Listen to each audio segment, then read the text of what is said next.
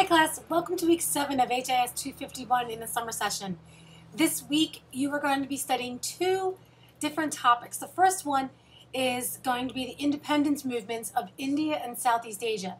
We're going to focus our attention mainly on India, and your first assignment for this week is going to be a short paper.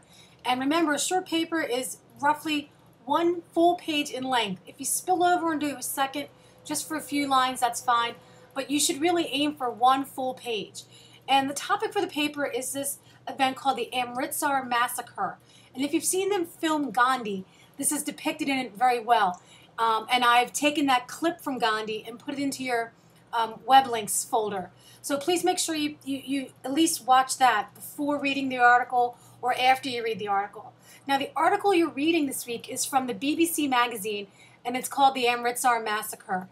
And it's going to give you the British point of view from a modern day sensibility on what happened and kind of what started it and the fallout for this general named General Dwyer, who rolled in a massive amount of force on these peacefully protesting people. So please kind of put that into the historical context of what happened during the whole independence movement of India. This one event was the Amritsar Massacre, which Gandhi did respond to with great horror. He could not believe what the British had done to these people who were protesting peacefully. The second piece of the week is going to be on the independence movements of sub-Saharan Africa. And we are going to look at things, ways that different countries gain their independence in Africa.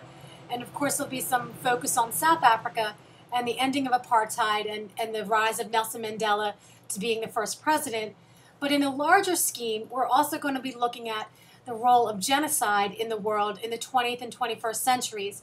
And we have in Africa the Rwandan genocide of the mid-90s. And then more currently, we have what happened in the Sudan and now what's happening in Darfur. So we have a kind of this blog this week on the role of genocide. And I've given you it's kind of an article, sort of a study guide, if you will, on how genocides happen, how they're perpetrated, and then it gives you, I think, 7 or 8 short synopsises of genocides that have happened all over the world.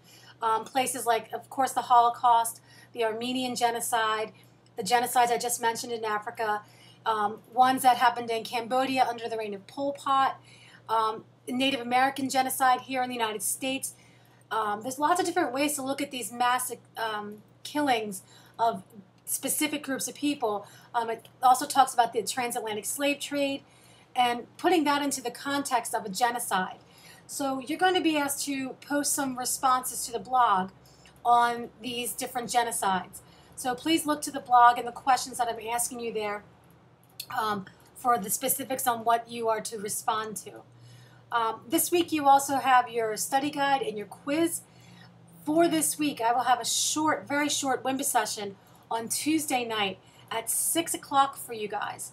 And it needs to be over by 6:30 because I have to be somewhere by 7 for the big biking thing that I'm doing this weekend.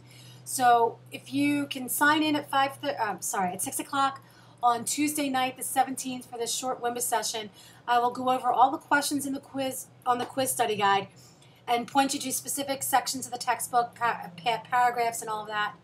And then if you'd like, by this Thursday at 6 p.m., if you email me your study guide, I will go over it, mark corrections that need to be corrected, and email it back to you late Thursday night or very early Friday morning.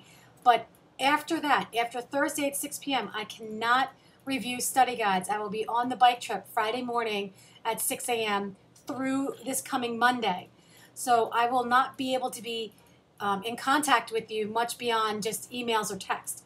And I won't be able to kind of review things and pull them up and make corrections on them. So it's really important this week to go in, to make sure you can open all the items you need to open. Most of them are PDF files, so we've been having success with those. But I will only be available on Friday, Saturday, and Sunday, and even next Monday. Maybe once or twice a day I'll check my phone for emails or text messages from you. And I'm heading up to the Poconos on a bike.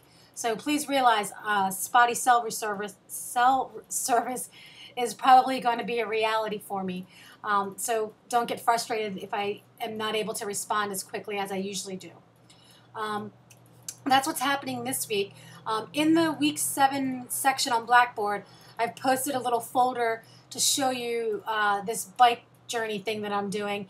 If you're interested, please check it out. It's a wonderful program. I'm really kind of excited about working with them.